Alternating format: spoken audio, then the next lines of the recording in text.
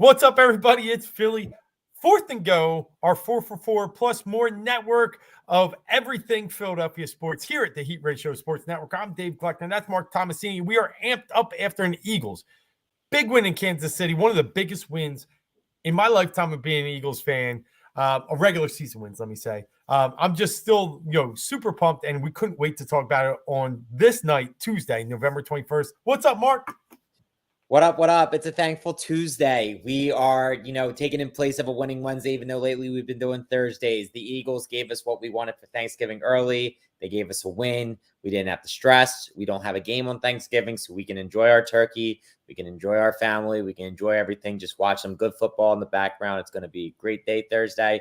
So, we're super stoked and we're super excited to know that you and I, we both had L's. We both had L's for this game. And they came out and won, and it was an ugly fashion, but they got it done. It's funny as the week went on and on. I know we were on Thursday night.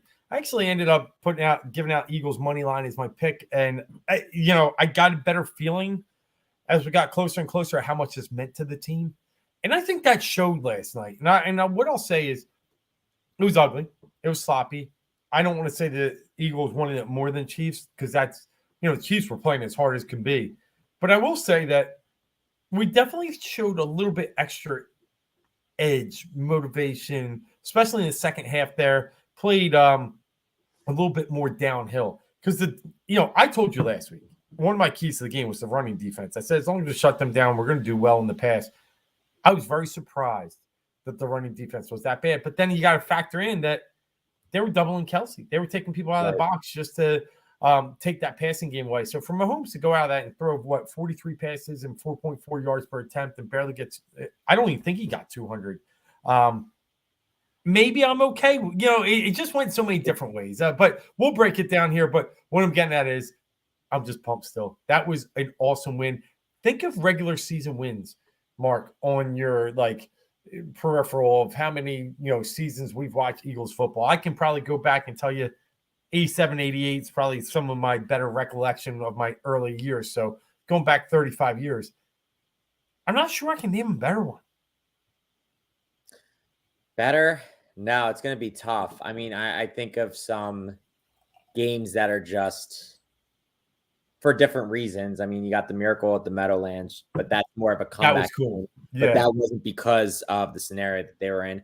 I would say a game that kind of stood out was in their Super Bowl run year, Thursday night, 2017 against the Panthers. I thought that was a game that not as big in the grand scale. I mean, obviously it led to an amazing thing, but it was more of an in-game type of thing. Carolina was still really good at this point. They were only a year removed. What was it, 15 that they were in the Super Bowl, correct? Yeah, Luke Kuechly was still playing that MVP caliber level football. Carolina was still good at the time. And we went in there on the Thursday night, and we didn't know that the Eagles were going to be as good as they were. And they had, I think it was the penalties were 12-1 or 12-0 in Carolina's favor. And they still went there and took care of business. But no, they were not better than this because, one, it's a rematch of the Super Bowl. And you went into Arrowhead when a lot of people, including us, picked the Chiefs to take care of business at home.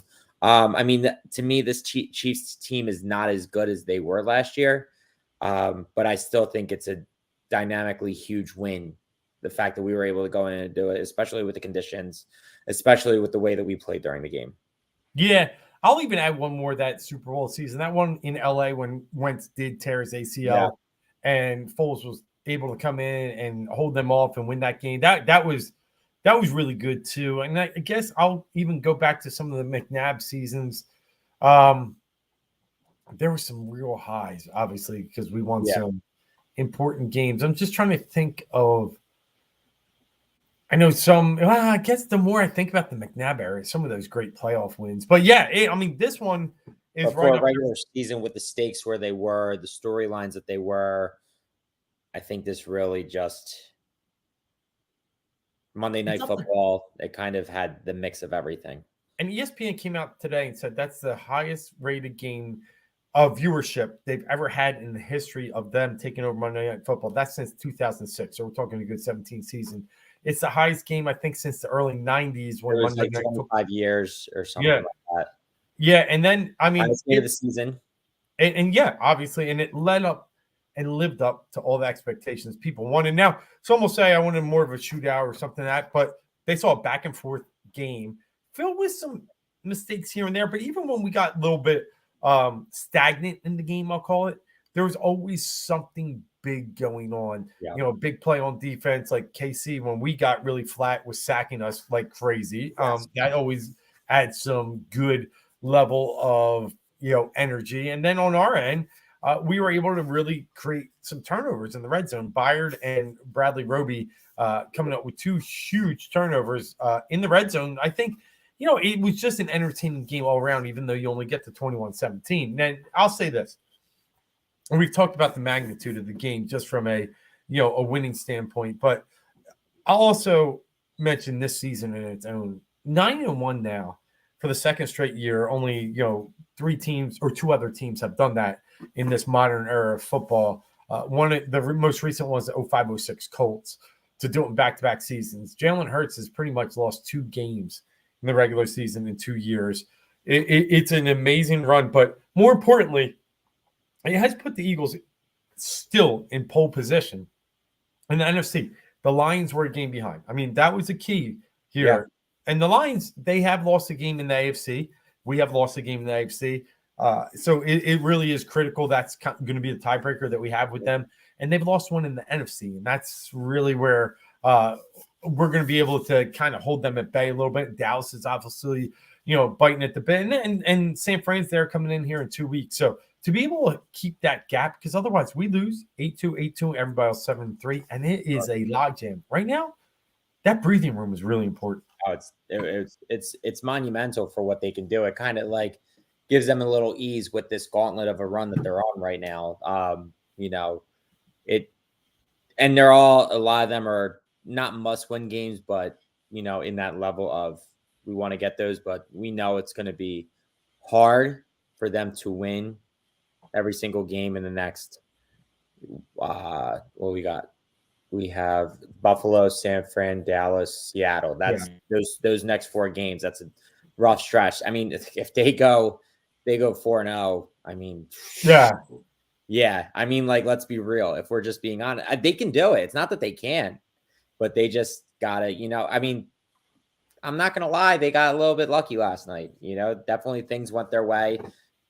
I think in both directions, but I definitely think that. There were things that could have been had by Kansas City, and I think this easily could have been the other way around. And I also think the Eagles could have also done better as well on their part. But yeah, I'm like, I've been listening to Sports Talk Radio today, and I get sick by the term that we got lucky. No, I get where you're saying it. I'm not going against it. I guess I get more irked by the point of, did Kansas City lose the game or did we win? We flat out won that game. We win. So I'll agree with your lucky point and more, suit up and battle against that term that Kansas City lost the game. No, the Eagles won. They win these close games. People have to understand there is a method to winning these close games. And, it's been Washington that's been a dogfight. It's been, we've had some other battles this season. Just recently, obviously Dallas was, breaking up the play at the goal line to win the game. This is what winning teams do, and that's what the Eagles did. If Mecole Hardman catches that ball, or no, I'm sorry, Marcus Scantling. Yeah, MVS. There's a minute 40 plus left on the clock. Right. And we're down 3 with one of the best kickers in the game. There's no way he dropped it and they lost the game. Right. No. There's just a lot more game left. It's just like the Eagles won the game. Did luck play a factor a little bit? Probably. Yes. I'm not going to, but you create your own luck. And in the end, Eagles had some bad luck too. Like A.J. Brown sprinting down the field wide open. That interception happens and he nicks the guy on his shin pad by like a fraction. Otherwise, that's a fumble on his back to our ball. It's like there's luck both ways, in my opinion. Yeah, I would love to clarify. It's that it puts more pressure on the Eagles' back if Valdez-Scantling catches that. Yeah. They're up 3, and then we have to drive down the field. Now, the one good thing, and the stats showed, and we saw these stats floated around just a couple weeks ago, that Jalen Hurts has a better record, better statistically when he's down. So it's not like they can't do it, and only being down 3. Again, I agree with your point that if they did score that touchdown, it's just like, okay, now you have to go and do this. Like there's no Yeah. ifs, ands, or buts about this. You have to get the ball down the field. But it's so that's why I say lucky. But I do think, like I think I said before, good teams win these games, even if it's not pretty. The good ones find a way to win, and it's not always going to be perfect. Nobody plays a perfect game in the NFL. Let's not kid ourselves. Like the Eagles now have solidified themselves as the best team because they've done everything that it takes to come out victorious at the end. One game that they poorly executed. Yep. And they could be 10-0. But, Yep. it's good. I think it's good. It levels them off a little bit. And I definitely think they won this game. I don't think that the Chiefs lost it.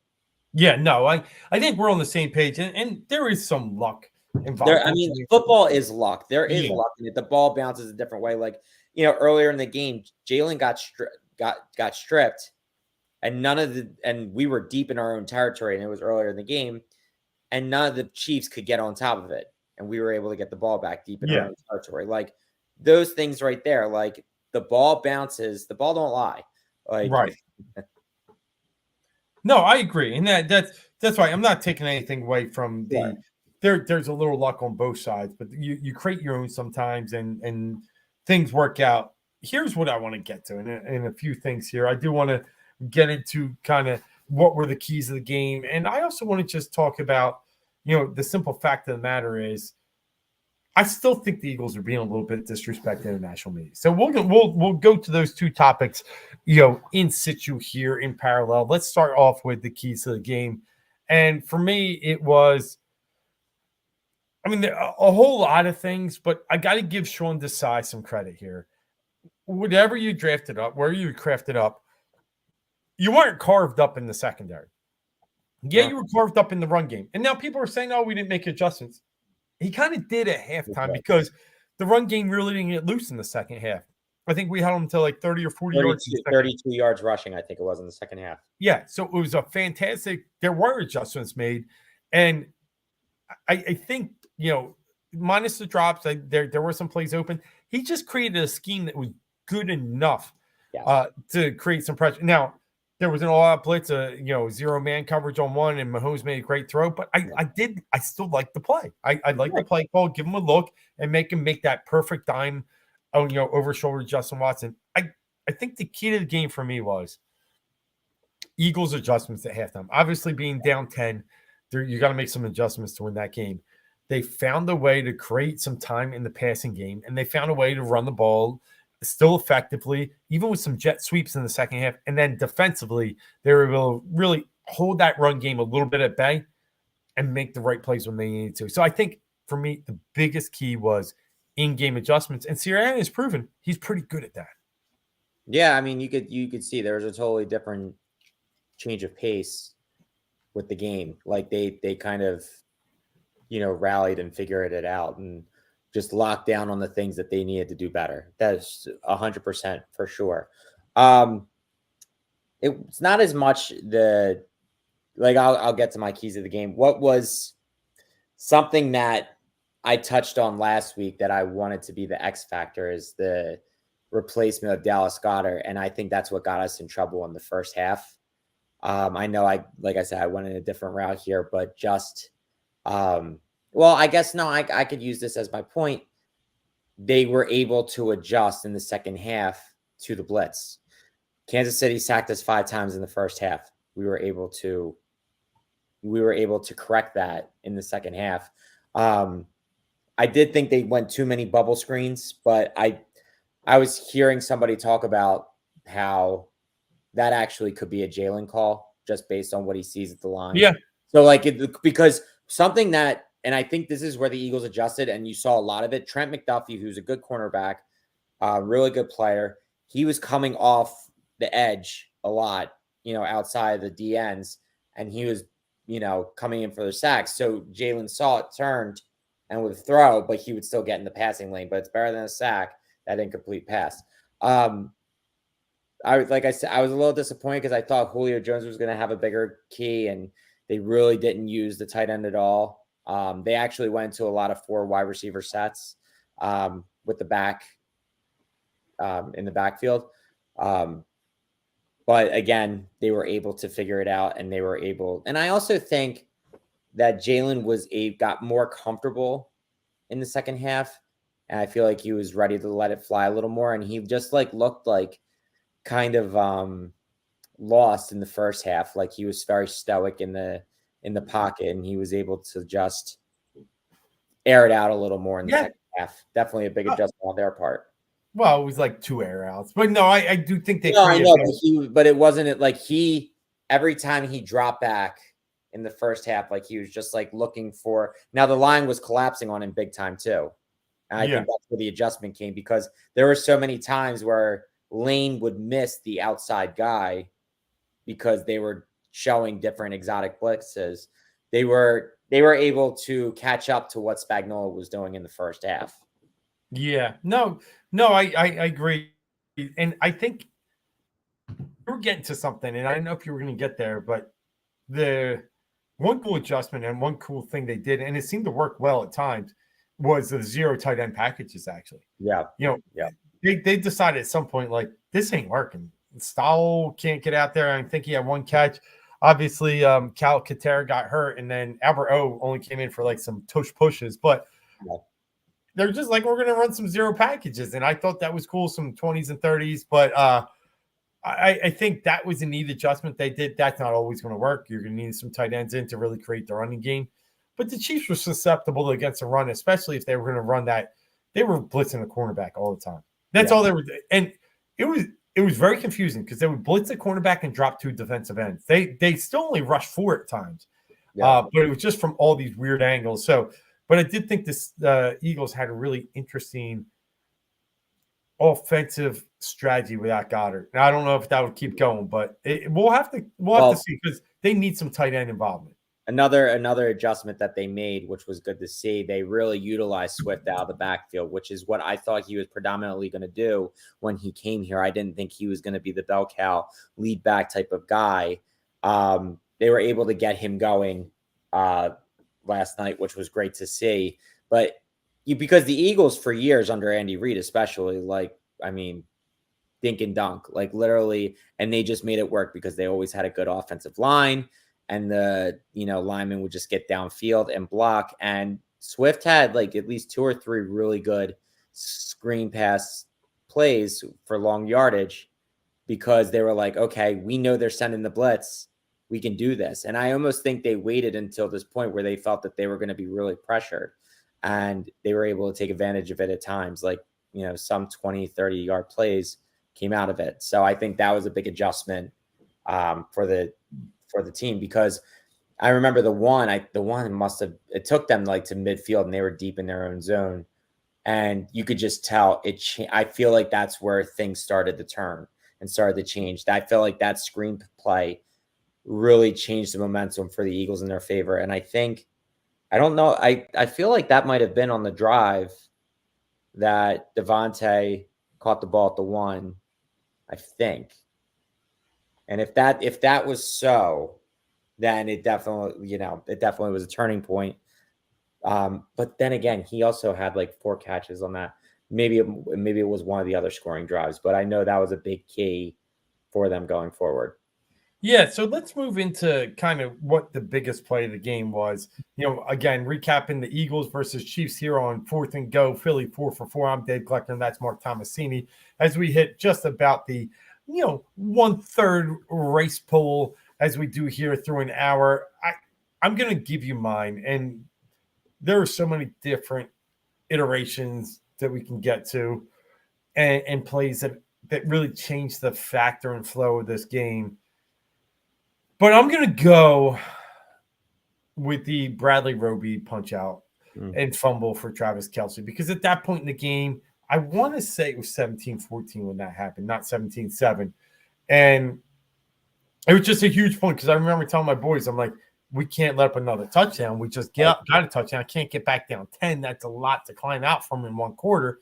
Holding the field goal maybe, and then boom, ball comes out. Now we do nothing with it on the way back. Right. Then we have a booming punt, and we can get to that a little later. But I think for me, that was the biggest probably play in the game to take definitely 3, if not 7 off the board.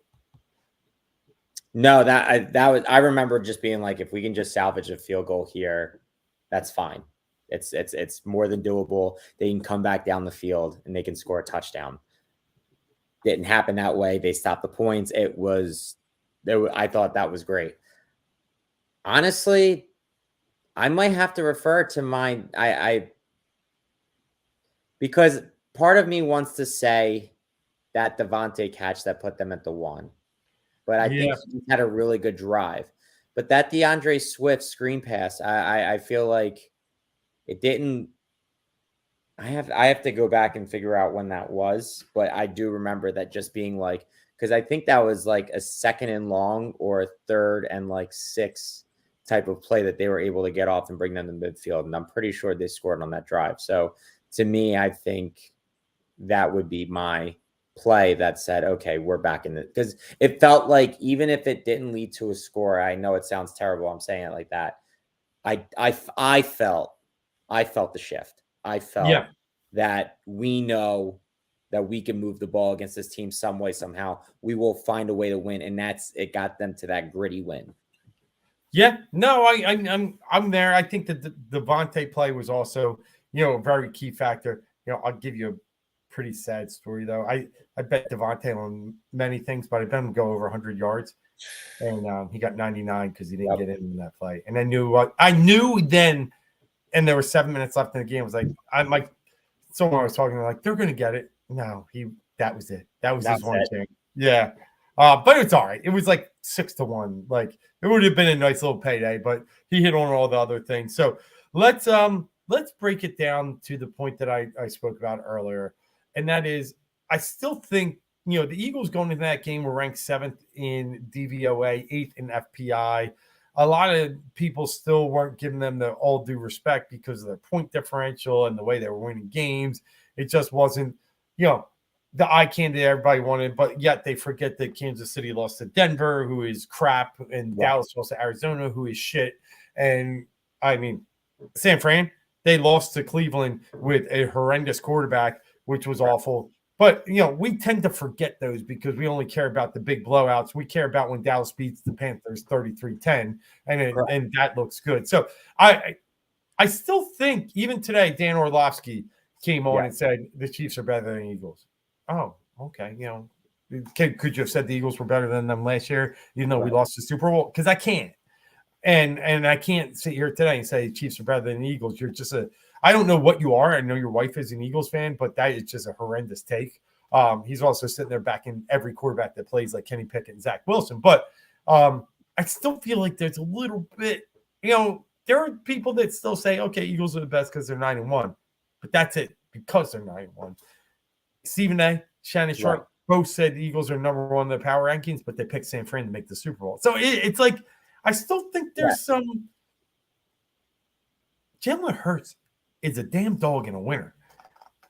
Yeah. When's that just going to we're going to stop worrying about the Eagles and start just giving them that respect that he can win any game, ugly, shootout, slow, whatever it takes. So have you been feeling the same thing? Yeah. So, I mean, one of the most telling stats I brought up earlier, how Jalen is actually a better quarterback when he's down than when he's up.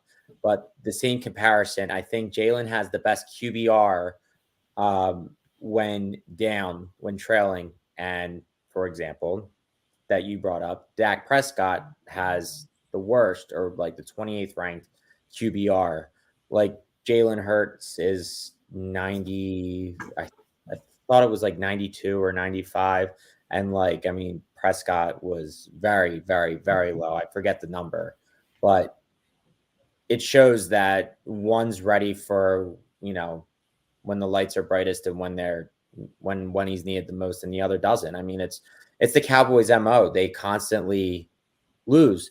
And right, like you said, nobody talks about, everybody like, and I hate doing this. And once in a while, I'll watch ESPN, and, like even after the Eagles-Cowboys game, and they're talking about why the Cowboys lost, not about like how great the Eagles were in the win, but just like everything surrounded about Dak. And it's like, I understand the whole quote unquote America's team thing, but honestly, like you're doing yourself a disservice. You're playing to a fan base that's full of frauds and ne'er-do-wells who don't know their left hand from their right, where we're people might say that we're a-holes and we're outlandish and what have you.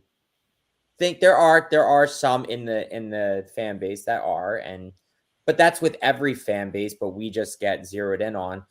But I think we are the smartest sports cities out there. I honestly think because we have passion. Like we said, the guys who get it, the Tyrese Maxeys of the world, the Bryce Harpers of the world, like they're the people who Jalen, like they're the people who understand like why they're ragging on you when you're bad, because they want results. They expect results, and they're going to cheer you when you're good. And I feel like for whatever reason, most of the country doesn't understand that concept of like, you're allowed to be hard on your team if they're not producing.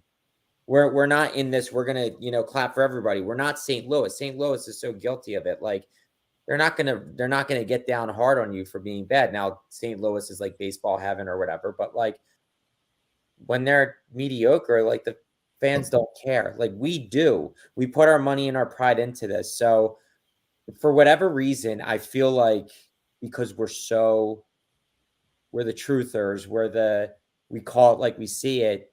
National media hates it. They'll never understand it and they'll never get over it. And they just want us to be the big bad bully, even though they don't think we're the big bad bully because they think we stink, but they think our fans are just unruly and not smart. And it's ridiculous. Well, I'm not getting into that type of motto about the fans, but what I will say is it's that, and to your point, Scott Van Pelt couldn't get enough of it last night. He even said, I grew up in Washington. I'm a Washington fan, and I love Philly.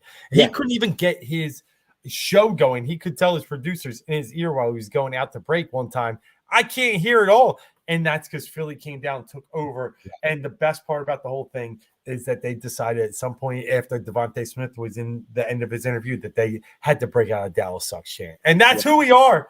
And that's great. But yeah, I think for me, it's not about, there is definitely, don't get me wrong, like Dan Graziano can go find himself another job somewhere else. I'll never listen to him again. I don't listen to him on ESPN. This self-proclaimed MC East reporter picks Dallas every single year of the New York Giants. So every game that the Eagles play, he picks against them. He is a absolute punk. Rex Ryan came on the air, and I posted on Twitter, if you guys get a shot of this, proclaiming the Carolina Panthers had a better defense than the Philadelphia Eagles, and it's not even close. And he, it's just, there is some, to your point, there is some kind of built-in, caked-in Philly hate. But in most points, I do think a lot of it this year has been they're just not winning as pretty as they did last year. Yeah. And last year, the story was they didn't play anybody. And now we're playing teams and we're beating those teams. Yeah. And so what do you want us to do? This year, we're 4-0 against, teams with winning records when we played them, and teams right now that still have winning records and potentially make the playoffs. I'll roll them off to you. It went Chiefs, Dolphins, Cowboys, and Vikings. So, you can only beat who's there. Yeah, we let one slip. And stop with this Jets stuff because, like I said, I've already rolled off the teams that are behind us that have lost the worst teams in the Jets. So, because if you want to say the Broncos are better than the Jets, then check what the Jets did to the Broncos when they went out to Denver. But anyway, I digress. And I will just say this. It's a big game this weekend. I was talking to some people and like, we win this Kansas City game, we could be right for the picking for Buffalo. But all along, I thought Buffalo is a completely fraudulent team. And the more I think about it, and the more I look at this upcoming week, that blowout win against the Jets was probably prime for the Eagles right now. Everybody's going to be sniffing the Jets, the Bills, and talking about the Eagles as a team that is beat up and sluggish coming off a huge game on Monday night. I think the Eagles are going to be undervalued this weekend. And I think it's to a point that now I'm not so sure it's a split. Granted, I would take an AFC. Like if we're going to lose a game coming up, I'd rather take an AFC loss, but Correct. I take no losses. So Yeah. let's get into the Bills game, and let's really get into the root of what the Bills are, and that is a flawed team that has a quarterback that it has propensity for turnovers. They're talented, right? But they're very bad against the run, Yeah. and they're actually like they're not great against the pass either. And then offensively, while they're good, they turn it over a lot, and Yes. their running game, nothing super special with James Cook. I like James Cook. Don't get me wrong. It's just not a game. That's They not the won't side move ball that on. will beat you. So Yeah. now you turn them one dimensional, and you're able to plug and play and kind of guard up Stephon Diggs. Maybe have a game against Dalton Kincaid, make Gabe Davis and Shakir beat you. And I really think we have a good recipe for how to guard the Buffalo Bills. I think this is actually a very good matchup for the Philadelphia Eagles. It is. Yeah, I completely agree. I mean, I think Buffalo, they've seen some injuries on their end. They lost Tre'Davious White. So that definitely hurts Hyde, them. they lost Micah Hyde, I think, early on too. He was early on in the season. Yeah. Buffalo is a good test. I think it's good. I think it's a good way to come home to play them. I think it's just, to me, this has resume builder on it, even though Buffalo kind of is, I don't want to say spiraling, but like they've definitely they shouldn't have lost that Denver game. They screwed themselves up on the field goal. Oh, the 12 man on the field. 12 man on the field. Awful. I just think, and I like Sean McDermott as a coach. I just think things are kind of out of whack. And I think in part of that has to do with Josh Allen just trying to play hero ball. I think that's what it is, because, he's been held up in this elite quarterback talk, which he's, it all goes back to that Kansas City playoff game. And it's true. He did everything that day. But the issue is, I think he's still trying to live up to it. They've had a couple disappointing years. So I think he's trying to do too much. And it's true that I like James Cook too, but like I said, they don't utilize him well. They brought in Leonard Fournette, but I don't even think he's seen the field. It doesn't seem like that they really have an answer at running back. And honestly, I actually feel, after the way that they played against the Chiefs, and I think the Eagles are very good at correcting, they don't play the same game twice. They won't go back and they won't play a game like they played last night, because there was a lot of deficiencies for the Eagles. And I think the Bills are a good team to go against and correct your mistakes. And it's not a rollover game for whoever they're playing. It's a real good test. Honestly, to me, not even just making a prediction or whatever right away, but I really like the situation that the Eagles are in with this game. I think the opposite of the narrative that we're going to be sluggish coming off of Monday Night Football. I think they're propelled. I think they're hungry, and I think they're ready to go. Yeah, I'm with you, and that's the way I want to lean right now. Josh Allen just, he should be so much better than he is, and he was at times. He kind of I know this is really probably not the fairest comparison, but his ascension then descension of late reminds me a little bit of Carson Wentz. Now, he's a little bit better than that. Well, I'll take that back. He's a lot better than that. But there is just some merit to just the way he plays and the balls he throws that are high and misses and the turnovers he makes. And who knows what his connection to his teammates are, because obviously Stephon Diggs has problems almost every single week. Yeah. Don't know if that's on Josh Allen's end or on the others, but I won't go as far to say it's totally Carson Wentz, but I will say it's a regression that, a guy that was close to winning MVP 2 years ago and put up one of those, magical games in Kansas City. Again, the Carson Wentz kind of magical run we made in 8-17. Yeah. I think this year is going to be a complete nosedive for them. And yes, they got up off the mat last week and beat a bad team. I had them. If you subscribe to Win Daily Sports, I had the Bills, and I had the Bills in blowout fashion. In fact, they were plus 78 in plus or minus going into that game. They were the first 5-5 team to ever have that big of a plus or minus this late in the season and be 500. It just tells you what they do in close games. They don't win close games. They won't win this week. I got the Eagles winning this game 28-24 and covering the spread. I don't put up some points. It'll be a battle. The Eagles don't win. They're not going to win with a huge margin against a team like the Bills, but I got the Eagles winning this one and in a scoring fashion, 28-24.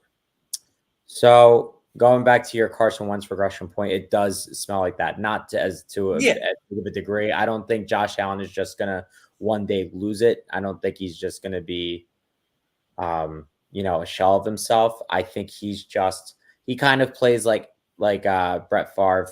He takes a lot of chances, but now see he was getting away with those chances last year when things were more effective. And I mean, I don't want to say that teams have figured him out, but I almost think that teams bait him into situations where he's like, because he's a risk taker. He's a gunslinger. And again, that's what Carson did.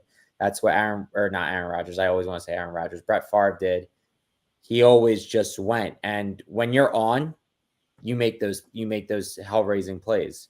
When you're off, they're terrible interceptions. And, we've seen Brett Favre do the same, just chuck balls up that, were just not necessary. You saw Carson Wentz on his digression, instead of taking the sack, try and flip the ball, and he literally flips it right into a Tennessee Titan linebacker or lineman's hand for a 3-yard interception return.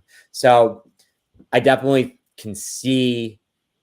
I just think he could, if anything, become more of a mundane quarterback. I think that's where his regression leads. I don't think it would ever be as bad as Carson Wentz is.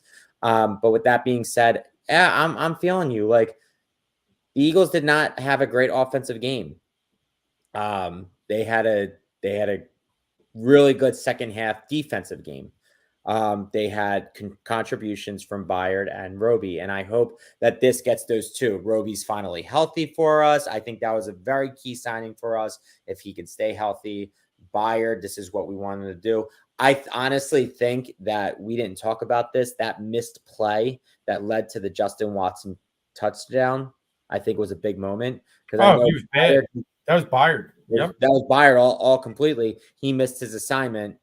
It is still a heck of a play by Mahomes because the pocket was collapsing and he was able to do a jump pass forward, like with two Eagles on the side of him. Byard completely messed that up, but for whatever reason, and he had a good matchup against Kelsey, did a good job, but it almost was like the kick in the ass that he needed. And I think they all kind of rallied together and he was able to be like, all right, this is what they brought me in here to do. I need to go and make a play on this next ball. So the next time the ball went Justin Watson's way, boom, he was right there to snag it out of the air and make a huge interception and a huge time that they needed to do it. So I think that, honestly, I could see Byard getting another pick this week because Josh Allen has the tendency to throw the ball up. And I think Byard is going to be hunting. He's had definitely his fair share of time against Josh Allen. He's seen him being in the AFC. I honestly think they have 2 or 3 interceptions in them because I think that the defensive line, obviously the offensive line for Buffalo, I don't think is as good as Kansas City's. And I think the Eagles are going to get home. The conditions, I think it's supposed to be like 47 and sunny. I think that works out well for them. I think Eagles are going to get home. They're going to cause a lot of pressure. Josh Allen's going to make a lot of mistakes. But I also think the Eagles are going to have a much better defensive game. I think they're going to score points. Much better. They just let up 17 points. They can't. I know, but the first half was rough. I'm just saying, like, I think it's now this is something that Kansas City's been doing all year, but they did drop a lot of balls. Again, I'm not saying that the Kansas City lost it, but that's another factor. Like, they catch a couple of not even that deep ball to Valdez-Scantling. They balls over the middle, miscommunication, like those kinds of things. Like, again, it definitely could have been a different game. I still think the Eagles won it. But I think that we're going to get both sides of the ball playing very well. And also something that we didn't talk about, real quick, something that we didn't talk about, special teams came up pretty big. Britton Covey's been doing his job. They made some good plays on, they gave up a long punt return, but for the most part, I think they took care of business on special teams. That Josh Jobe tackle with that punt by Brendan Mann or whatever that you said, that you alluded to earlier, that was a great play. Back to my prediction. I like the Eagles here 31-17. I think they take care of business on both sides of the ball. Nice. All right. Good stuff. We're kind of in a line once again. And here we go. I mean, if you look back at what we predicted, I'm not going to say we were 10-1 at this time. I think 9-2. Yeah, because I think we both had Kansas City as a Yep. loss. And I know I had Buffalo as a win. So yeah, I mean, for me at least, I'm a game behind my prediction, which is good. Yeah, but I'll there's take nothing that. wrong with that. There's nothing wrong. That's the best side to be on. So let's get into this upcoming Thanksgiving football Sunday here. We're going to talk about any other game on Thanksgiving Sunday, Thanksgiving Thursday, and then we'll talk about the Sunday games if there's anything we like. But I'll say this: Thanksgiving, my favorite football day of the year, and it's fine that the Eagles aren't playing. It's one of those days you get with some family, you travel around.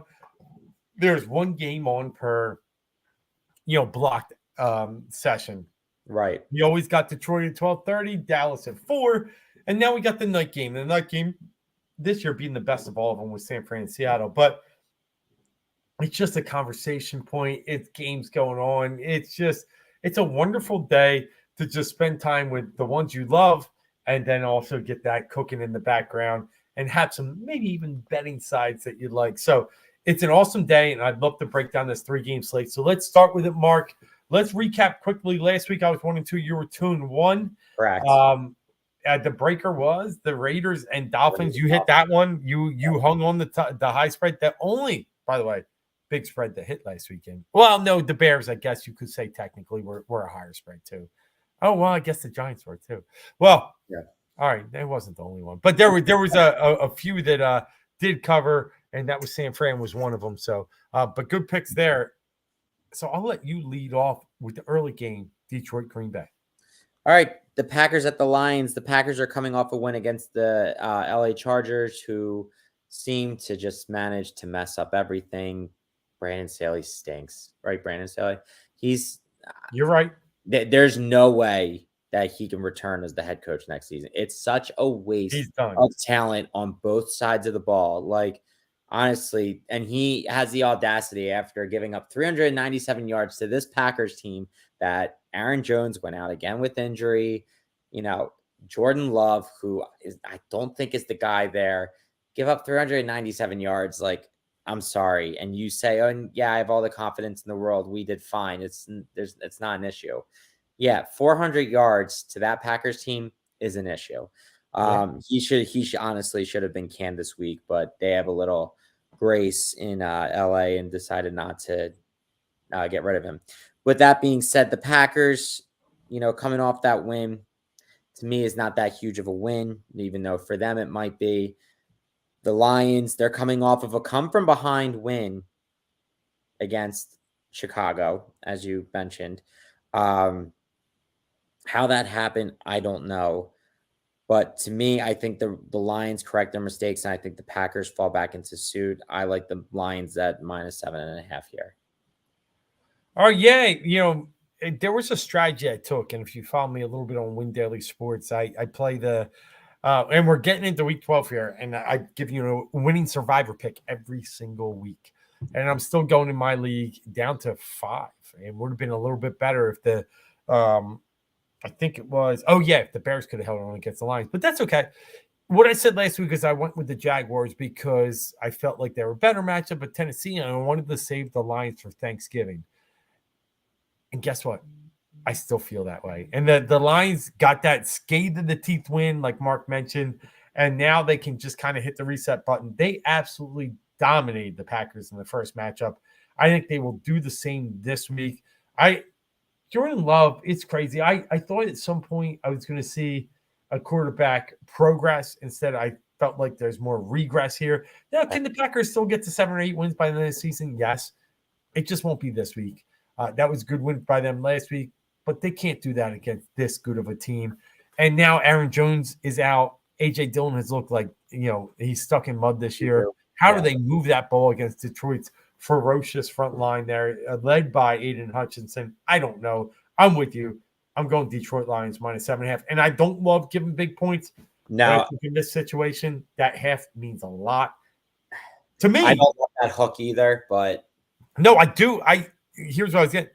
Vegas ain't scared of the hook. I ain't scared either. That's where I'm getting at. Look at the Eagles game the other night, right? They never got that spread to 3. Right. Vegas was never scared to put up the 3. They were scared if they put up the 3, they're getting tons of Eagle action. They needed to try and draw. I think they're going to try and draw some Green Bay with that 7.5. Ain't going to be enough. Well, that honestly was my thinking as more of a novice bettor compared to yourself. That hook scares me, but I'm just like, no, I think the Lions are going to take care of business here. I'm not going to lead into that. You're good. All right, I'll go to the next game. And ugly meets good, and good usually beats up on ugly. And that's the Dallas Cowboys and Washington Commanders. But it's a division game. And I don't care. And I think Sam Howell, as bad as it was last week, I have seen him play well. Obviously, his 2 games against the Eagles. I think going into last week, he was actually leading the NFL in passing yards. He might have been past. I'm looking it up now.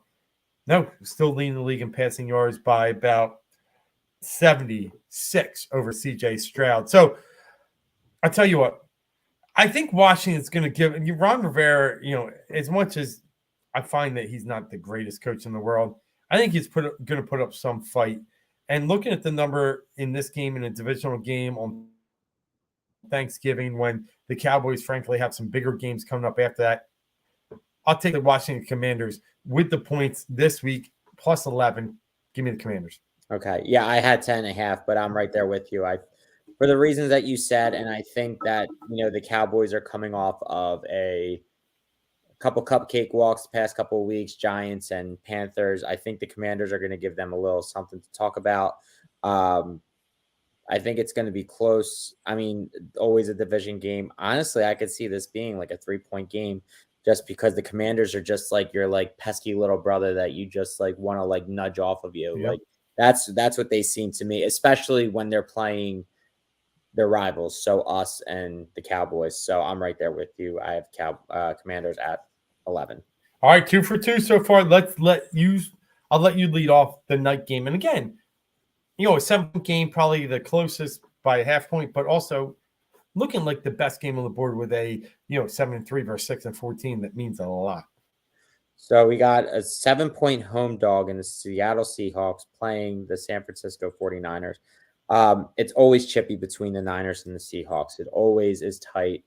And to me, I think the Seahawks are the Niners have been rolling. And I feel like the Seahawks have been struggling a little bit. It looks like they're going to be without Kenneth Walker. And to me, they might be able to use Charbonnet in the right way. Didn't realize that rhymed. But Seahawks at home, I think Geno has to have a good game. He needs it. It looks like he's going to play. I like the Seahawks here to cover the spread, but I don't think that I still think the 49ers win. It's not an outright win, but I could see this being a 3 to 5 point game just because of how close it is usually between these teams, no matter who has the talent on their side. All right, we'll split the difference here. I'm going to take the Niners. I didn't like what I saw out of Seattle. I guess they're 0-2 now against the Rams, and it just hasn't. The passing game's a little out of sorts. Walker being out, I'm concerned at how they're going to be able to move the ball against this Niners team. And now that they're healthy with Trent Williams, Deebo Samuel back, I think it's going to be a challenge for Seattle. And last year, I want to say, I'm trying to look it up, but I'm pretty sure San Fran went 3-0 against Seattle last year. Let me just double check. But in the end, I want to take. I know they beat them pretty good in the playoffs. I'm going to take the Niners to cover this spread. Now, I do think I like Seattle. I think when everything is kind of in line, they can compete. But that was a crushing loss for them last year. Yeah, look at this. We have 3-0 last year. So give me San Fran. Yeah, no, I totally get it. I just think it's going to be a logistics type of thing, being in Seattle and how close it usually is between those two teams. Seattle still got a little bit of fight in them. No, I hope you're right, because obviously it gives the Eagles a little bit more cushion. if Yeah.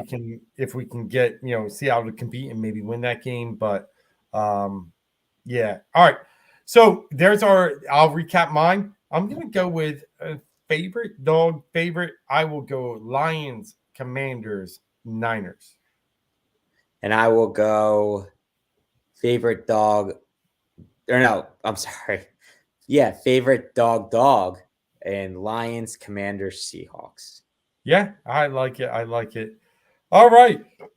Let's recap with one or two quick things here. The NFL is kind of in spiral mode. So many quarterbacks on the move. We saw Joe Burrow go down last week. We Yep. saw Mark Andrews, not a quarterback, go down. We saw some other injuries that are bestowed. But more importantly, now Zach Wilson is being benched. It's just the quarterback play in this league right now is just a little bit underwhelming. Is probably the word I'll use. I just want to get your take here. Is it just because of injuries? Is it because of, hey, it's just bad football, or the talent's not there? Because you got a guy like CJ Stroud coming out and looking like a top 5. Right. What's your take on just the quarterback position today in the NFL? I feel like it stems down to the way that the kids are playing and the way the kids are being taught. I think it's more becoming about athleticism and what you can do. And don't get me wrong, there's nothing wrong with that, but they're not really like the heavily recruited backs or quarterbacks are the guys who can run out of the pocket, the guys who can make the plays. It's like it's a good thing and a bad thing. It makes for more exciting football. It makes for fun football when you have guys. And I think Russell Wilson, who's been playing better as of late, is a smart quarterback. Like he wasn't reckless, like where Mike Vick was a reckless player, but the mode is now the athletic quarterback who can do it all. And that's all well and good, but you don't have the Bradys anymore. You don't have the Mannings anymore who are methodical and in the pocket. And, because, and I think a part of that as well is due to the defenses, because the way, how athletic, how fast, how muscular, like it's kind of unreal, the defensive talent and what they can do on their end. Like it's not just the bruisers anymore. It's these guys are coming at you at 100 miles per hour and they're able to catch up to you. I mean, D linemen are so much faster than they used to be. So it's kind of a mix of everything in the progression, I think, of what the human body has become. I think that's part of it too. I just think and like I said, if you want to stand out as a child or a high school player, like you got to be a mobile athletic quarterback. I think that's more what colleges are looking for. That's more what the programs are looking for. And it's like, it kind of is like similar to basketball. Like basketball, before the one and dones, you would build a program. You would have a program and the guys would fit into your system and fit into your program. Now it's about, um, let's just get the money in. Let's win real quick, turn you around, and I'm going to the pros. Kind of the same thing in the NFL. Like, yes, they have the rule where you have to play like essentially 3 seasons in college, but it's still like, guys don't play in bowl games because they have to preserve themselves for the NFL. So like, I kind of understand it, but it's just, I think, so it goes from Pee-wee to high school to college. Those are all how they're teaching. And then when you get to the pros, it's about who's the most athletic person on the field. It's not about being the most pinpoint decisive anymore. Yeah. No, I think there's a good point in that, and I think you made several. And I get that maybe it's what's being developed and built up, but just this year alone, for me, it's just been a little bit of been impacted about the injuries and having the most rookies ever started. Sure. But the pipeline, and that's probably what Mark is getting to, it's just so dry. I mean, the fact that Tim Boyle, and I saw some of his stats in college. I don't think he's and he's played in the pros. He's never had a season where he's thrown, and this is college too, more touchdowns than interceptions. And this guy's laying in the pros. Sure. Like I'm like amazed that the Jets didn't make any type of move for someone with semblance, knowing that Zach Wilson stinks. But and that in the end is going to be Salah's downfall. And if he makes it through the season, I'll be surprised. But with that, let's move on real quick here to the Philadelphia 76ers, who let one go tonight. Mark, I watched the whole game. I know you lost power for a little bit there up in Cherry Hill, but bad loss. Cleveland doesn't have Donovan Mitchell, doesn't have Karis LeVert, and yet can come away and play harder than the Sixers tonight. Now, the Sixers started playing hard for about the last, a quarter and a half, 2 quarters, but overtime, to go to overtime, Embiid misses an awful shot. Now, it's not let me take that back. He misses a shot awfully. It was a good shot, but he just doesn't make it, and it's off the back iron, like not even back iron. It's just a complete brick. And then, they run a good out of bounds play for Tyrese Maxey and make a layup, and he misses a layup. And then Nick Batum decides he's a volleyball player, and instead of catching it, slaps it out of bounds. And they just the problems exacerbate when I watch this team more and more. Like, they're good. They're a good team because of Embiid, Maxey, and Harris. They got absolutely nothing else. DeAnthony Melton is a nice player. I'm not even sure what to say about the rest of the roster. Like, they just need to find – they're going to have to make a move. That's the bottom line. Yeah, I mean, I think they got some good supporting role players. It's just like – They scored 2 points? I mean – Who? Well, I mean, Oubre's still coming back, but when he does that will help. But let me give you. I think he opened up a lot of things for other people. So you got 4 points out of Reed, 3 out of Covington, 7 at House, 2 out of Beverly. So nicely, they scored 16 of. So the starters scored 103 points. And that's something that you brought up last week. They're very reliant on the starters right now. Completely agree. Totally understand. Yeah, I mean, you can put these guys in and whatever you want to say. Like, they can't score or help this team right now. Like, no, I just don't know what move is there to be made. I hope there's something that I'm not saying, because it's not Levine, and I think we've established this. I think his fit would not be there. I don't want to take away from Maxey. Defensively, he's not going to give you anything. So to me, that's. A couple years ago, I would have said, yeah, but seeing what he is, he doesn't do enough. There's nobody in Chicago. I don't really know where they go from here. So that's kind of, I guess, where I'm trying to figure out where we do end up. Yeah, that's, I guess, my biggest point. Like, watching the team tonight again, Bev added in, and he's terrible, but he added some, decent minutes late in the game. Where he actually helped is he can actually play the screen role a little better. Daniel House, forget about it. If he touches the ball, I think he thinks it's a hot potato and has to go up. Fine, use him in a blowout. Like, I'd actually at this point rather see Springer more than anybody else. And I know he's young and still trying to feel out. You got to throw him into the fire. He's been showing with every opportunity. He's been playing well. He's fine, and to the point, like. Yeah, he's going to mess up, and that's okay. At least Nick Nurse plays him. Like, I'll give him that. Like, Doc wouldn't even care to play his way. Yeah. No, and then like Marcus Morris, like they don't even like give a chance. He dribbles between his legs 2 times and he's out of the game. I just they're gonna have to find something. That's what these losses and these other games. They're 10-4. Look, Boston lost to Charlotte, who was 3-9 the other night. Sure. Teams are gonna lose bad games. Denver lost to this broken down Cleveland team the other day. So I'm not taking any, like, you're going to lose games, and the pace they're winning at right now is 59-60 wins. So it's not going to happen that way. Right. But it just, when they do lose like this, and Shaq and Charles were making another point too, that Embiid in games like this needs to be down in the post more. Well, we said it forever. Like, he works too hard for his points sometimes. But, and then they're just going to need a little more. Now, I'm not convinced it's Levine, but damn, it wouldn't hurt.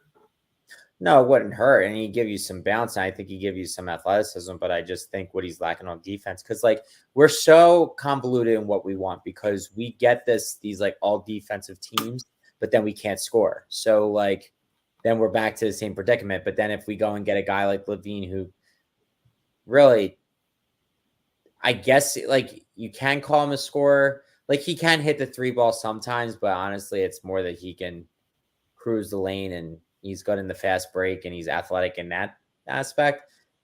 It just like to me, he's very one dimensional, and I just don't know if we want to use our assets on a I guy who's agree. one dimensional. I agree 100%. And not only one dimensional, he's a looks like a pain in the ass. I had a Right. problem with a Chicago sideline reporter the other day where he brushed her off or him off. And, It was after they won, wasn't it? yep. And Billy Donovan had to like speak about it got handled internally. Well, guess what? Like, Shouldn't and have to. yeah, you shouldn't have to. So, yeah, Sixers, the big test tomorrow night. I think it's Minnesota tomorrow night. They're leading the league now after we fell down in record. Well, them and Boston are right there at 10-3, Yeah. 11-3. So it'll be a big test. Let's go on to the Philadelphia Phillies as we close out the show. Last week we broke down, kind of our range of who we wanted, and we were throwing out different names, but one that kept coming up was Aaron Nola. And what I will tell you about this whole saga here, the most surprising point to me is that it happened now. Yes. And the reason I say that is because it really looked like Ohtani was going to drive the market. Yes. But Nola said, no. I don't care if he's driving the market. I want to play in Philadelphia. I got drafted here in the first round, pick 7, and back in 2014. I've been here my whole life. I felt nervous being out there talking to other teams. I wanted nothing more than playing Citizens Bank Park in that atmosphere in October. And I'm coming back, whether you call it a home discount or not, I'm coming back. And I thought that was really important. There's so many people that rip on Philadelphia, and you talked about it earlier with, the perception that they get. What they don't get is that we made Nola sign here. And he's back. And I'm going to tell you, first and foremost, I'm in full favor of this deal.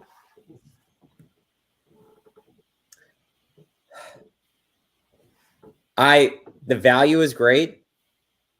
I think it is good. I think you and I were big fans of Yoshi, and that's it ain't done. Ruled out. That's also not been ruled out. There's been chatter that the Phillies are going to bid on him because he has to sign by, I think, like January 2nd. I think it's like 45 days. Teams will make their bids, and he's got to sign with the team by the very beginning of January. So the Phillies definitely are, and I could see Dave Dombrowski is a win now type of guy. Like he's tried to preserve the future as much as he can, but he's going to do essentially whatever it is that is going to get them to win. So I would love to see if they were able to scoop up Yoshi some way, somehow. That would be amazing. And if not, maybe they go after Dylan Cease, something that we've talked about. But I gotta say, even though I'm not the biggest fan of it, it does ensure that they got a top tier-ish pitcher. It's just, see, I'm so scolded. I'm frustrated because I know he can be really good, but I know that a lot of games he can blow up in the 6th inning. Like it's just that he's dependable because he gives you innings in a league where it's hard to get a guy who can consistently stay healthy and pitch 200 innings. So it's like you don't get the Zach Wheeler stuff. You get a little bit less, but I guess the value of it makes it worth it. And it's like, it ensures that, you know what, we at least are going to have, we know we're going to have a top 2, like, or, a good 1-2 punch.